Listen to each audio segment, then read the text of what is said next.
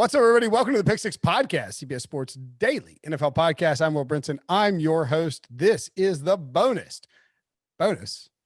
Week 16 look ahead to the lines coming up. John Breech and I are going to give you an early look at next week's lines. I'm not drunk. I just can't talk right now for some reason. Before the week is even over in podcast form. This used to be a YouTube exclusive. It is now also on the podcast. Shorter micro pod, but we're trying to break down the things that you need to bet on now before the lines get out of control. Now, we might not be good at betting or picking against a spread, although I think you and I are actually having a good year, Breech. But the point being is that we've given out some good bets early on. You jump ahead of this, you lock it in, to fade the Cowboys or fade the Bengals, and you're good to go, right? Usually. Fading the Cowboys not so good anymore, Brinson. Coming on strong. Got my Cowboys blue on.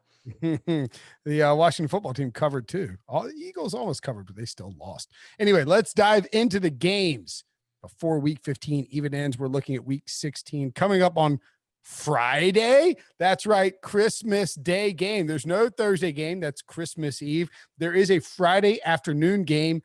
You will be betting on it. It's at 4:30 p.m. Eastern. You'll have opened all your presents. You'll have collected your Christmas money, and you'll have said, it's time for me to drop that money on Vikings at Saints. Saints -7. What's your early lean here, Breech? Yeah, first, I will say I agree, Brinson. You open your presents Christmas morning. You have that early Christmas brunch.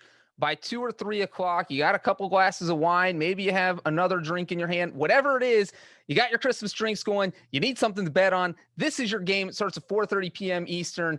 Here's my take on this game is that, again, it is on Christmas Day, as we have mentioned. The Vikings have absolutely nothing to play for at this point. They're not officially eliminated from the playoffs, but if you are a team that has nothing to play for, you have to play on a short week, on the road, on Christmas. Like, what are you even doing? If the Saints come out here and just kind of punch them in the mouth in the first quarter, I don't think this is going to be close. And we've seen the Saints defense play so well over the past few weeks.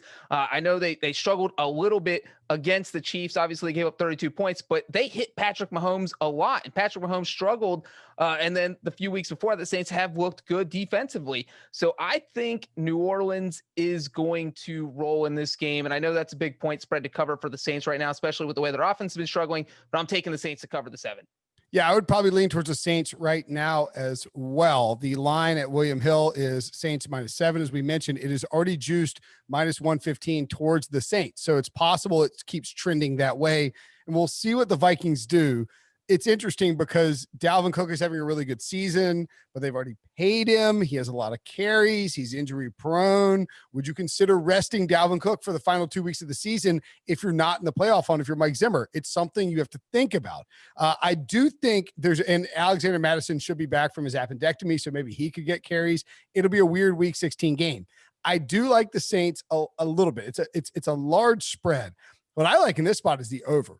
Because if we've seen anything with the Vikings, it's that when you get a lead on them, you take them out of their rhythm, out of their flow. They start throwing the ball a bunch. And that's when Kirk Cousins is throwing it up top to Adam Thielen and Justin Jefferson. Now, the Saints defense is coming along nicely. It's improving quickly. But I think you can throw on them enough to hit the over here at 52. So I would say get that over in now. I think it could go up to like 54. It's a Christmas Day game. There's so much, maybe they're lethargic, or did they spend time with their families during the morning? Did they focus in on the football? We don't know quite yet, but I would lean towards the over, and I agree with you that the Saints is not a terrible play. On Saturday, the Bucs and Lions are playing. A lot of uncertainty with that game. So while that is a big game on Saturday for at least the Buccaneers anyway, the Lions are toast. We don't know exactly what Matthew Stafford will do. Chase Daniel replaced him on Sunday. So we'll catch back up with that one as we get closer to the game. Instead, 49ers at Cardinals. Cardinals -3, fresh off a taking care of business game against the Philadelphia Eagles. The over under 50 here, Breech. Ooh, actually, by the way, this line's already moved to 4. That is not surprising at all. Real quick, if you haven't asked for all your presents for Christmas, you better ask for an Amazon Prime subscription, because that's the only way you can watch this game. It is not on NFL Network. It is not on TV. If you don't live in the Bay Area, or are there you don't, people in America without Amazon Prime at this point? I mean, I think there's someone. I think one of my neighbors did. I didn't know you didn't have. I mean, Christmas time, you got to have it just for the month. You buy that monthly subscription, it hits. Anyway, if you don't have it, you can't watch this game. And games are not fun to bet on if you can't watch them. You have to be able to watch them. The only thing I'm going to say here is that, look, the 49ers are in total disarray right now. Everyone's injured. They just lost to the Cowboys. I mean, if you can't beat the Cowboys, where is your season going? I couldn't possibly take the 49ers in any spot going into this week. Kyler Murray, I love what they're doing on offense right now. They beat the Eagles in a shootout. I think they're going to put up another big number on the scoreboard this week. I don't think the 49ers have the offensive firepower to keep up. Honestly, I could see this number getting up to 6, and I would probably even still take it then, but I love it at 3, I think is where it started, and even at 4. Yeah, I'm the same way. I was that's why when I checked it, I pointed out to you, because my thought was, oh my goodness, you got to take the Cardinals now. I mean, this is a bet you get in early. Kyler Murray for 3 weeks there ran the ball 15 total times over the course of that 3-game span. Wasn't looking sharp. His shoulder was clearly bothering him. That's in the past. He's playing awesome right now. He's running all over the place. He's making passes down the field. DeAndre Hopkins, 169 receiving yards and an incredible catch against the Eagles on Sunday. This is a team that looked like it was crashing back to earth, and now is like pulled up right before the plane hit the old mountain, and they're flying over top of it, and they're trying to make sure they get into the playoffs. I like Arizona in this spot. There's nobody. Richard Sherman is capable of defending DeAndre Hopkins, but I don't think he can lock him down. Not at this stage, not with all the pieces they have missing on defense. So Arizona, to me, a early best bet. I think you should definitely take them at -4. That line I agree with you, will get closer to 7, because San Francisco is they're debilitated right now. George Kittle's not coming back. Jimmy Garoppolo's not coming back.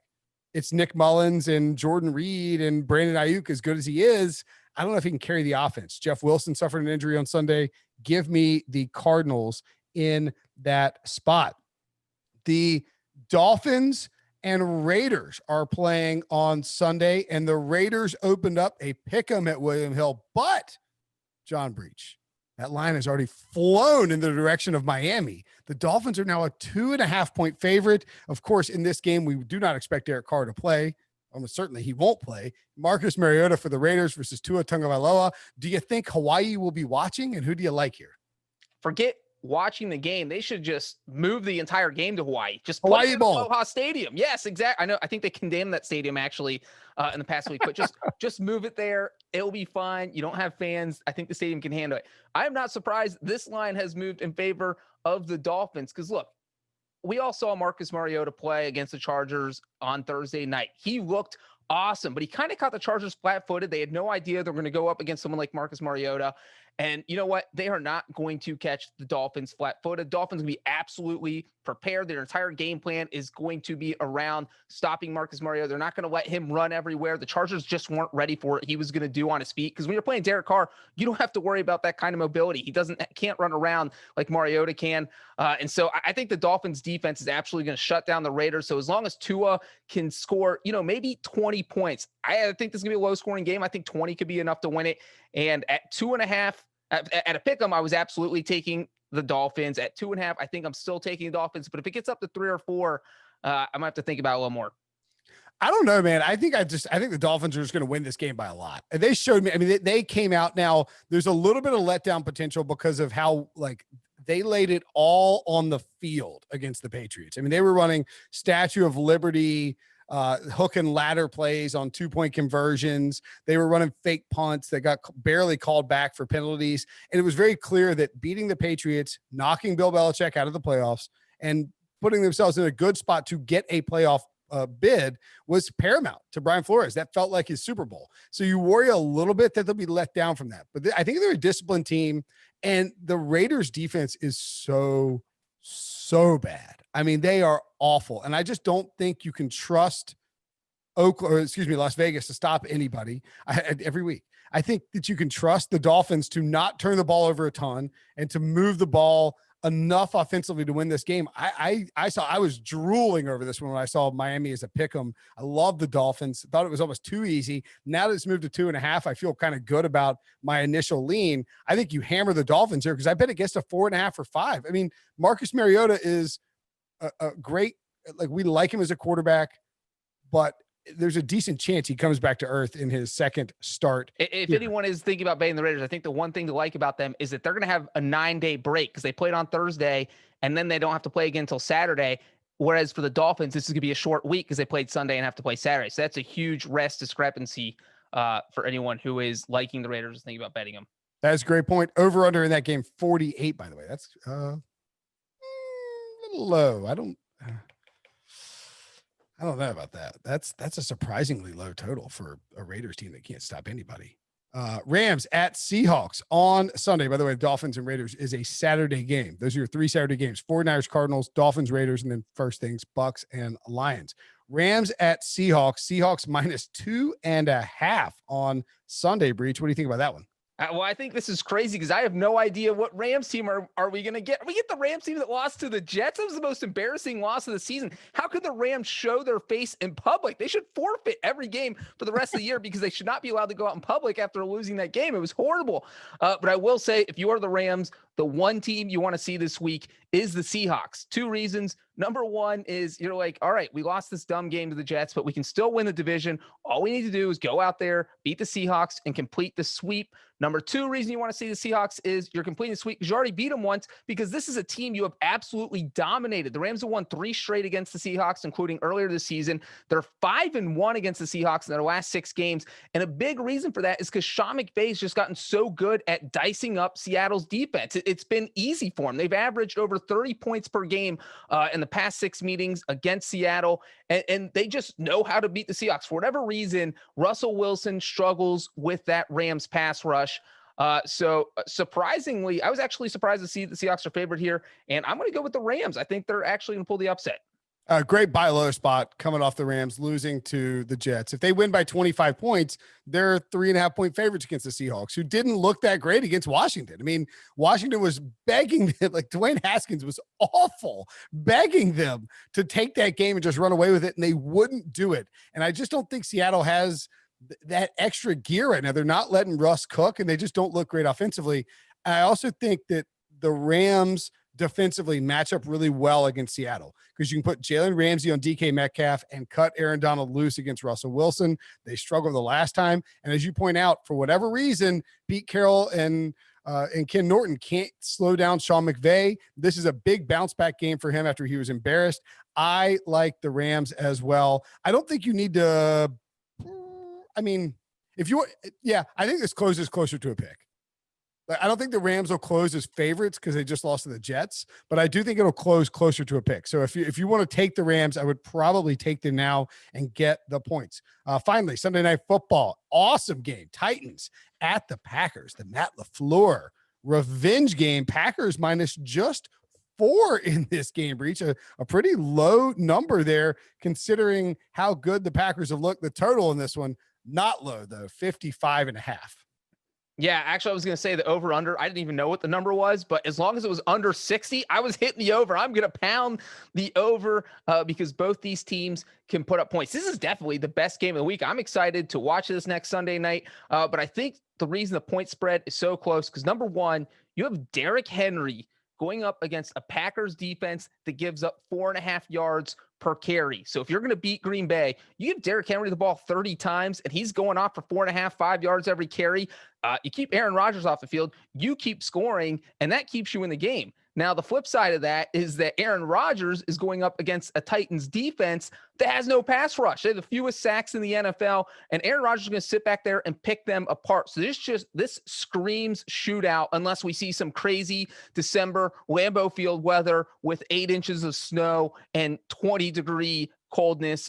If that doesn't happen, I think it's going to go really high. I am not sure if I'm going to pick the Titans to pull off the upset here, but I do like them to cover the 4 points. Yeah, I don't know if I would even care about the snow or whatever, because I think both of these teams suck on defense, more or less. I mean, like, they're just not that good on defense, and you can run on the Packers, as you point out. Derrick Henry every week we're like, all right, he's going to slow down at some point. He's not slowing down. He's running for 140 yards a week or whatever it is. It might even be more than that at this point in December. He's going to run for a ton of yards against the Packers. He's going to have 1 or 2 breakaways.